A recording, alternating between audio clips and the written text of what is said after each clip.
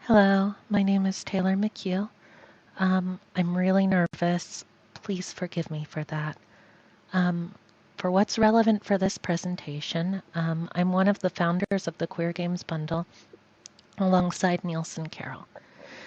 I've been at this for about 3 years as an organizer in each bundle. Collectively, we've raised over $500,000 or about 550K. The money was distributed equally to each participant who opted into receiving funding in the bundle. To be honest, even though I say we raised money, I'd like to note that these bundles were actually formed through collective organizing of every single participant. The actual organizers who worked on the bundle, such as Caroline Delbert, who did a lot of leadership during this year's. And it's not accurate to say that I was the only one who did it, but I was one of the founders and I have been a major organizer in each one, and I try. What I am here to talk to you about is how to organize a bundle, which this skill will give you the ability to sell pretty much any game in the whole world for the rest of your life. And rather than finding yourself competing against every single indie game developer, you can turn them into friends who work with you. So to move on, a lot of you might be thinking like, grr, those evil bundle people, they're just racing games to the bottom and making them all worthless. So to start, I would like to talk about some statistics, and I'd like to note that this is a rough approximation, and everything in this presentation is an approximation, so none of this should be assumed as the 100% perfect truth, but what I've learned while being a fucked up, mentally ill person trying to survive. The fact is, 68% of Steam games in 2019 made less than 10K in their lifetime. The median income and average indie game earns is about 1,000 whatever USD, but that's actually pumped up by AAA games serving as outliers. And you can see my source below. It's very, very, very, very sad. And so the thing is, most games aren't purchased, but it gets worse. Most games aren't actually played either. 37% of Steam games that are purchased are never played. And so when you're thinking about bundles, what's going on is actually not we're selling these games and then they're played and you're never going to see this money again. The sad truth is most people who buy these bundles aren't actually playing every single game in them. You're not really losing sales.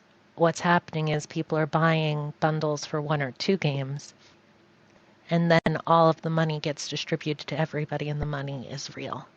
So what it's really doing is spreading around success. So instead of everybody having a world where some people get massive amounts of success and some people get nothing, or the vast majority get nothing, it changes it so that everybody is getting a little bit of something. It doesn't produce massive winners, but it's also not producing anybody failing. The other problem is, which I should have said this earlier, sorry, I'm really nervous, is most gamers aren't actually really playing games. They hoard them. And psychologically, most players, they stick to a couple limited games that are their favorites in familiar genres.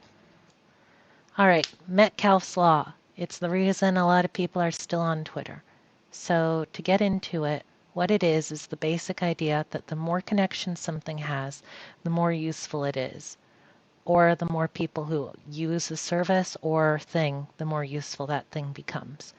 So for example, a record player, If there's only one person putting out music for it, it's not going to be very useful. But if everybody's putting music out on it, it's probably going to be very useful. Social networks. If there's a social network with only one user on it, it's not very useful to talk to anybody. If it has four, it's more useful.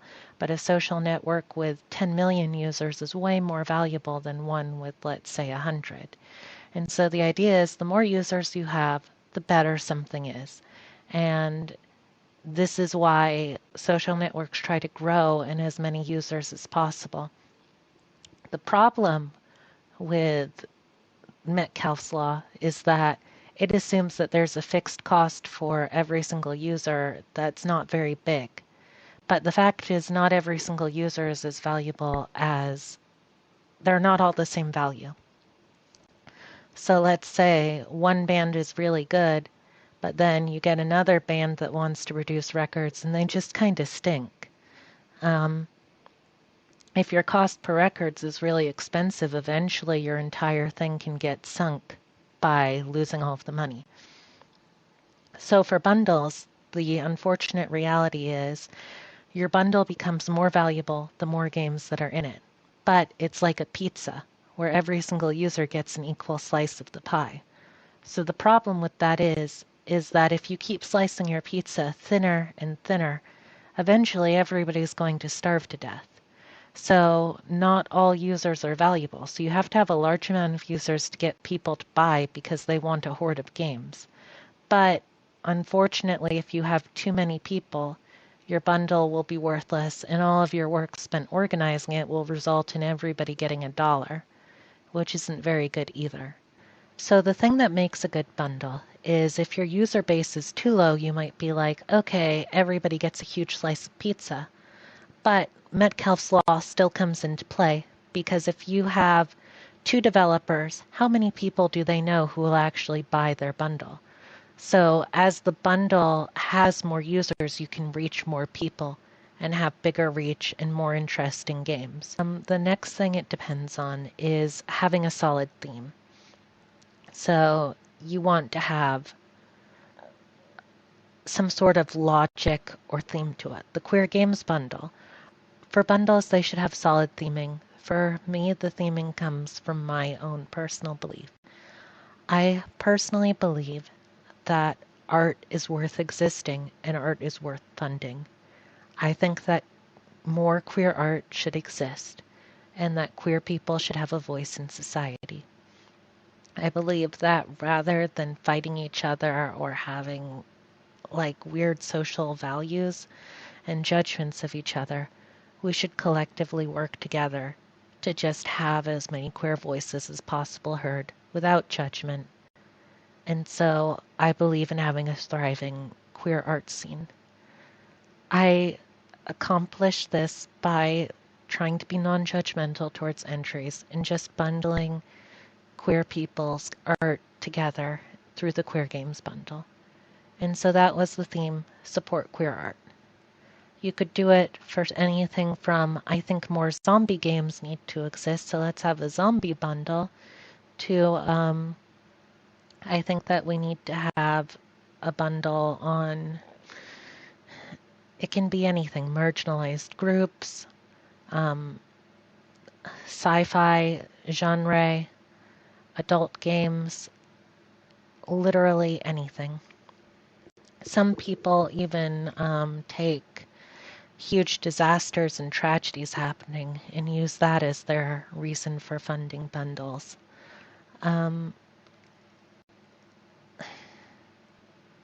It can be anything, and all of those are good if you can just have a positive energy.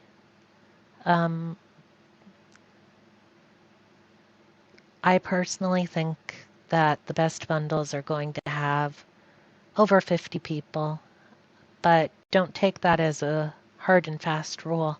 If you have a small group of, let's say, 10 developers with 1 million followers, you're probably going to have more success than a bundle with 100 people who have 0 followers. It's just the nature of the game. So it's a look at who has the most followers, whose games are interesting, whose games would you buy, and like what do you support, What are your beliefs and what do you want to accomplish?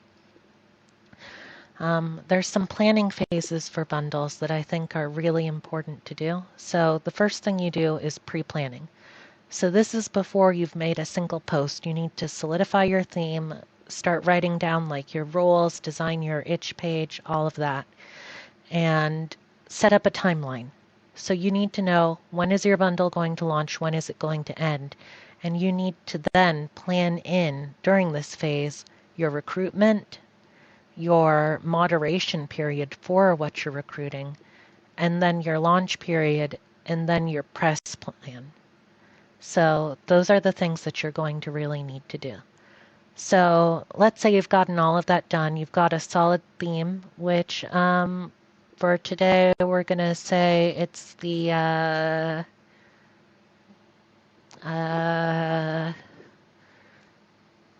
Cats Are Cool bundle. And so you've decided there need to be more games about cats. So now that you've planned your bundle, you've got your theme, it's time to do recruitment. So you're going to go on Itch or wherever in the future, since this lecture might change things by the time you're listening to it. You go on Itch, you make your jam and say, hey, we're running the cat bundle and we want you to have your game in it or whatever. You have your set of rules and people should start submitting, but that's not good enough. Like, it would be amazing if people would just magically flow into your bundle, but you also should be out there recruiting developers who you like. So I'm sure as a game developer, it's hard to like play games and make games, but you should. I do. I'd recommend it for everybody. You need to recruit developers. And this can be a little intense and shame-inducing, but a lot of the times you go to a developer you like. So let's say somebody makes a really good cat game and you say, oh my gosh, I love your game. I'm organizing this bundle. Would you consider being part of it? And during this period, you answer people's questions, start recruiting people, and eventually it should just start snowballing into a decent bundle. The rules for recruitment are going to change depending on a lot of things on Itch. So right now they have a set through going through game jams. But when I was doing it, we would use threads. I'm not going to give hyper specifics on this because you should be looking that up as it's current for when you're doing this. You can always reach out to help later or for help later. After you've done your recruitment, here comes the horrifying part. You need to do moderation. And moderation is one of the most miserable parts of bundle launches or preparation because you're going to have to look through every single game. So for the Queer Games bundle, this was about like 200 plus games. God, I don't even know. It was hundreds of games. And not all of those users had good intentions or were legitimate. I'll get into that later, but you need to check every entry. And this can be as simple as you confirm that it plays to actually playing through the games. You can't play everything and see every single moment of every game, but you should do your best to check. This is an essential phase. And the thing about it is the Queer Games bundle, we made about 600 to 800 per developer in the bundle. That means every single time we got moderation wrong, somebody was essentially stealing $500. And that's fucked up. You have a moral responsibility to ensure that funding is distributed fairly. So you should take moderation seriously. After moderation, you do confirmations. And here's the painful part. A lot of people who submit to a bundle, they might have made a game and done a really quick jam game, but they've forgotten by the time like moderation is over and confirmation is done. So you're going to have some dropouts. That's actually a good thing for the pizza pie. but you have to confirm that people are entered, that they're actually like going to be part of a bundle, and then start building a bundle. Once you've got your bundle built on, let's say, Itch or wherever you're building a bundle, the next phase is the pre-launch. So at this point, you are investigating who's written about bundles most recently. So figure out who's written about, let's say, for the Queer Games bundle, we looked up everybody who wrote about the Queer Games bundle last year, everybody who wrote about bundles that have recently been written up, and also all the major gaming publications. Once we had all that data, we just prepared so that on launch day, which is the next phase, we wrote press releases and we sent them to every single people, let's say 24-ish hours before launch or within the 24 hours of launch when it's still fresh news. You can send it to developers before in theory, but I've found most developers, games world moves at a fast pace, so they'll have forgotten, and you don't want to count on people to just remember to write about it. It's far better to do it just on the day of. And another advantage of that is if you have political beliefs like mine as in queer art having value, then they'll often pick up your language from your press release and use it in the article. After that is the bundle sale period. And it sounds like you've done everything with launch day, but you're going to have to be fielding questions, problems. Someone will probably message you being like, oh my God, I was in the bundle, something went wrong. Or like things can come up like somebody found something terrible in your bundle. Like a lot of things can go wrong, but also you have to be promoting your bundle game. So that's doing social media posts, updating people. And then after that, as you go through the sales and keep them going, the final 72 hours become the second most important time. You make most of your money on the first couple of days and the last couple of days. This is the time that you get everybody who's sitting on the fence and get them to be part of the bundle or not. So at this point, you need to do a final press release cycle. So that means you are going to be writing people and being like, oh my God, our bundle's ending. Would you consider writing about us one last time so that we can get everybody? You email everybody, you get your final articles. I recommend doing this in the final 72 hours of the bundle. Don't save this for the last day. That way it can be up for as long as possible. Don't do this in the last 24 hours. After that, here comes the horrifying part. Post-bundle. You're going to get emails from people who are like, oh my God, I've never done a payment before. I've never been paid as an artist. How do I get paid? Or help me with my taxes, which you should never help anybody with your taxes unless you're a tax professional and you're being paid to help them. Like you don't know people's tax situation. But you'll get things like, help me with taxes. Don't answer that. Help me figure out payment processing. Why isn't my payment here? Why is my payment so low? Why wasn't I in the bundle? Or like, who knows? Countless things can go wrong or right. Every single year it's different. Moving on. Sorry, I'm a little nervous. What are things that can go wrong when you're running a bundle?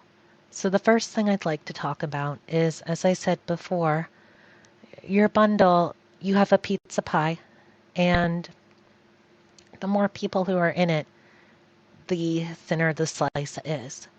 So one of the things that people will do is sock puppeting, which is they'll have a bunch of itch accounts and they might put one game on each and then try to join the bundle through that so they get multiple slices of pizza. And this can go hand in hand with double dipping. So one example of this was that I had a user who had their early games on one itch account, their adult games on another itch account, one of their usernames on an itch account, and then a final username on their current one, which then amounted to about $2,000. And then they had their collaborations on separate itch accounts too, which added up to 3 more itch accounts. So their total was $3,000 $3,500 for adding 6 games to the bundle. And that's not legitimate, and that would damage your bundle and a lot of people's income. Other things were, I had one group of people who were like, let's be gay and do crimes. And so they made a bunch of really short tabletop RPG entries and spammed the bundle. And when you have 1 or 2 sock puppet people, they can do thousands of dollars in damage. The more sock puppet people you have, the harder it becomes to detect them. And they can add up to thousands of dollars in damage really quickly. One sock puppet fakes 6, another one fakes 4 or 5, another one fakes like 3. And all of a sudden you're struggling to tell who's actually a legitimate entry or not.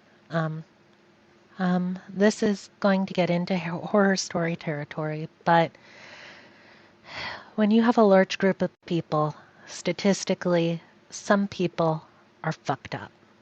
Like, it's just human nature. So that means at some point during the bundle, you're going to be confronted with an email about shocking abusive behavior. And unfortunately, sometimes it'll be true, sometimes it won't be. You need to investigate each one. A lot of examples of this are something like, hi, you have this person in the bundle, they did sexual abuse to me, and then you have to go through that. It's deeply hurt me when those things happen. It just has, and it happens every year. Sometimes the deeply fucked up things can seem like they're fake. Another example would be there was a person who put materials about sexual abuse of children in their game and hid it behind a password section, and somebody somehow found out the bullshit secret thing, sent us an email being like, there's a huge convoluted set of things like what you'd say for a Nintendo uncle, like go tap on the truck 3 times. Except instead of revealing like Mew, it revealed like child sex simulator games, and they were doing that as a way to sell that stuff on Patreon while being like, I'm a queer developer. And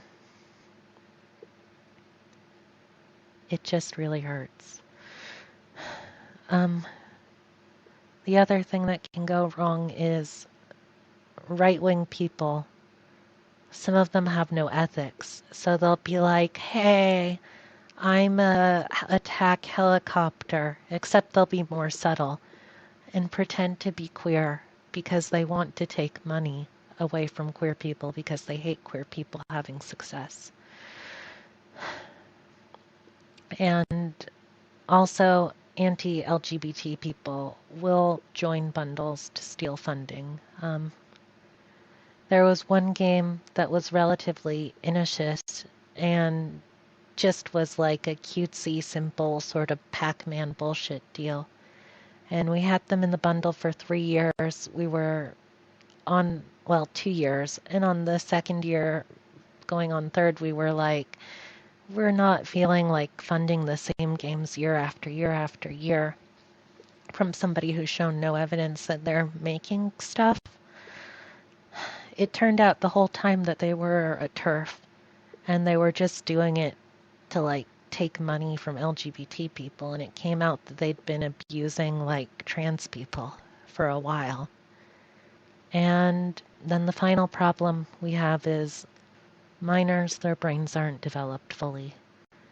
And they'll want to join your bundle because they'll want to be part of the cool queer people doing this stuff. And I had one minor who was like, oh wow, I can make so much money doing this. And so they just spammed our bundle. Thankfully, they loved Goku, so everything was a Goku avatar. But you're going to have minors try to join your bundle, which makes the whole pedophile thing kind of disturbing. I'm going to move on. Um, Things that I wish I'd known. Um, Bundles, running them is a marathon that takes place over months. And during things like your press release time, you're going to have a huge amount of work. But other times, if you like work yourself to death constantly, you're just going to fuck up and not be there when people need you. So don't save everything for the last minute. Do stuff over time, slowly. The next thing is people who commit fraud aren't the same as normal people.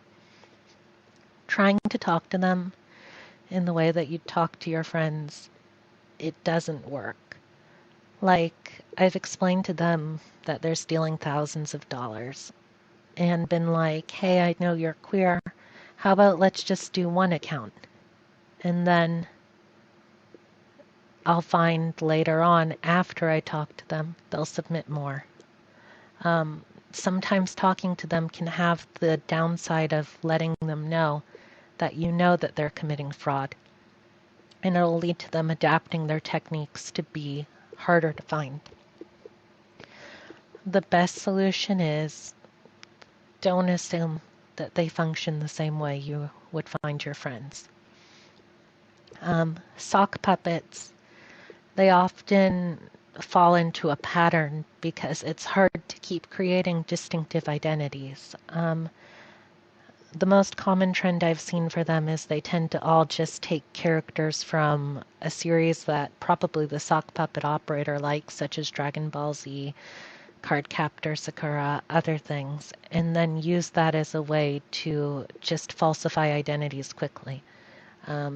You can't necessarily trust follower accounts because people will buy follower accounts, but you can trust looking at a follower account and seeing somehow somebody with a higher follower account while posting nothing. Things like that. Finding sock puppets is an art, and it's hard to do. Another thing I'd wish I'd learned early on was don't be afraid to bring in staff, but also don't be afraid to remove staff either.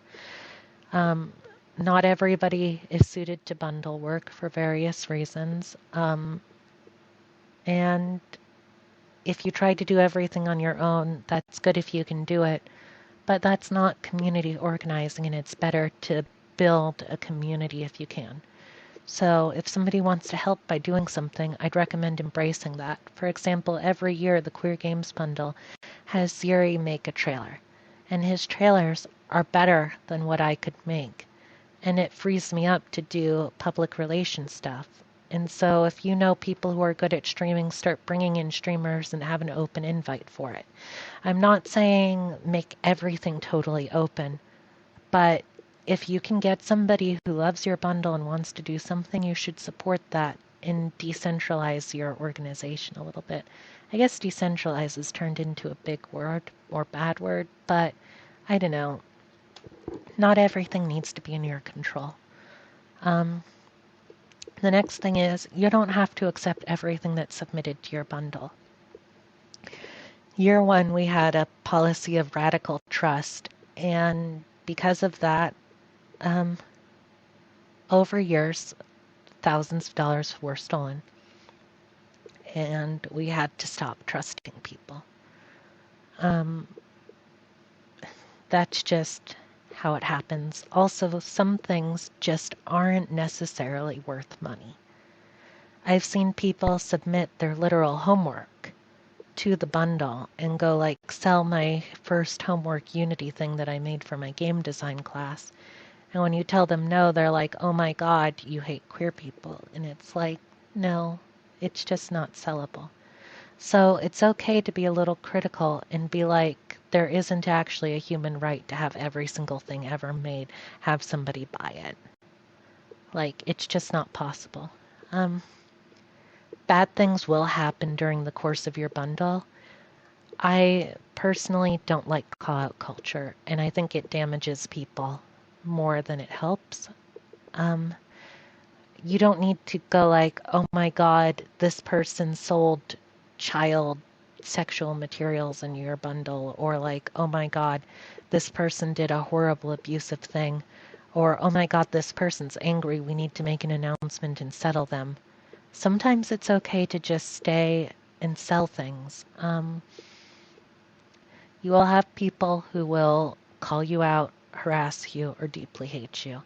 And it's just a statistical reality that when you're building a movement with hundreds of people, that things are going to go wrong.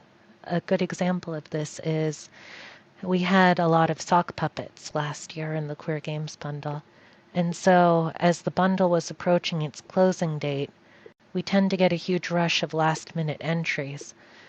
Unfortunately, at this point, we were having sock puppet attacks that we couldn't necessarily identify all of the sock puppets. Given the burden of moderation, we couldn't necessarily guarantee that we would detect every sock puppet, which meant that thousands of dollars could be stolen with fraud. And so we made the decision to announce that we were closing early and closed early. Afterwards, we had a lot of splashback from people who were like, oh my God, you hate people with disabilities or mental illness who might do everything at the last minute because of their issues. I would like to note that the bundle had been open for months at this point for recruitment, and we had to deal with all of that hate, and we couldn't necessarily, while we're like freshly recruiting, say, hey, we were worried if we announced the reason why of sock puppets, we might encourage more copycat actions. And so you can't always explain your reason because of the asymmetric nature of trusting people on the internet and having crime. Like, it's just a thing. The other thing is, after you've launched your bundle, the vast majority of participants will never care. Like, they'll never thank you when it's over. Like, every year we get like 4 thank yous. And most of the people in the bundle don't really know who you are, don't care about you. And they only care to message you when they have a problem. And that's just how it is. They just take their money and then they're done. It's a thankless job, but I do think that having a world where a bunch of indie game developers are getting funding is worth it. You can enact systemic change and change people's lives, and it's important to recognize that you have value. The other things that I wish I'd known, you shouldn't be afraid of necessarily stepping down. Sometimes the most important thing you can do as a leader is to let something grow beyond you. During this third year of the Queer Games bundle, after having seen a lot of fucked up shit, I needed to stop being in charge of everything. And so Caroline Delbert took over as like head organizer and took over the social media. And because of that, I was able to have some time to recover and still do stuff. I think that it's important rather than saying, oh my God, I've made this, I have to be the leader. It's okay to step down. At the same time, it is important to recognize that some people want power for reasons that aren't good, like grudges. So when we had moderator positions open and we started recruiting people, sometimes some people came into the bundles and were like, I fucking hate X group of queer people and I'm gonna fucking purge them. Like, let's say those dirty kinky people or those judgmental asexuals. It could be anything. And so some people would use moderation as a way to take out grudges against game developers that they had or other things. It's a real risk. And so you need to be very, very careful and recognize that not everybody should be trusted with power. It really pays to have somebody who really likes AAA or like popular retro stuff look over your entries, because you can't recognize every single stolen asset. But if you have somebody who's a hyper nerd, they can go like, yeah, they're using the Pokemon trainer sprites in their GB studio, or oh, they're using Final Fantasy sprites. And the other thing is, terminally online people can be like, oh my God, this person who has, let's say, I'm going to say the obvious one like Pepe Frog, but it can be some subtle thing, is actually just really an alt-right person. And you can be like, oh shit, and realize that some people are just like entering shit for fraud. It's weird how they can spot that stuff. I can't explain it. It's just useful to have a diverse set of moderators. Um, we did have incidents where people would put in false reports, and the goal was they wanted to fuck over artists who they didn't like, or even just do forms of harassment. Sometimes you do actually have to look into stuff. Like I've said, sometimes it's horrifying and it turns out to be true. Other times it's not. It really sucks. The final thing is, after the bundle's over, I've said this before, but you're going to get a round of questions, things like that. And also, a lot of people who are on things like disability or other systems, they might get paid and start losing their benefits after participating in the bundle. And that can destroy their lives. So you need to be aware of that social reality that some people have income limits. And the other thing is, after doing these bundles, you can have depression and burnout after the completion. And every year that I do it, I actually tend to get pretty deeply hurt for a while. It sucks, but that's just how it is. Anyways, if you're looking for some starting points for learning more about organizing rather than just doing bundles, these are good books that you can just think of as a resource for learning the core skills that go into a bundle behind it. So I'd recommend starting with Organizing for Social Change, a Midwest Manual for Activists. Um, this book, if I could only recommend one, is the one that I would select. It'll basically teach you everything from recruitment to how to talk to press, how to like organize, how to do members, and it's long but a good read. Rules for Radicals is a short one. It'll get you to the point that you can just start an organization, do your work, and get things done. Don't Think of an Elephant is actually the book that I'd recommend if you're trying to figure out theming for a bundle. This book is about getting in touch with your deepest values and how to frame them in a way that other people will be able to see and go like, oh my God, I agree with this. So I would recommend that as your starting point for when you're in like pre-planning. If I had to recommend two books, it would be Organizing for Social Change and Don't Think of an Elephant. Rules for Radicals, though, is the shortest one and is really basic. So, yeah.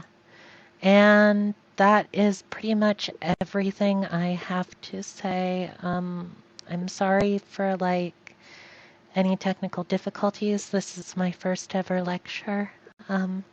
If you have any questions, go ahead and ask them, and I'll be by in a minute to answer them. All right. Thank you for your time. Okay. Bye.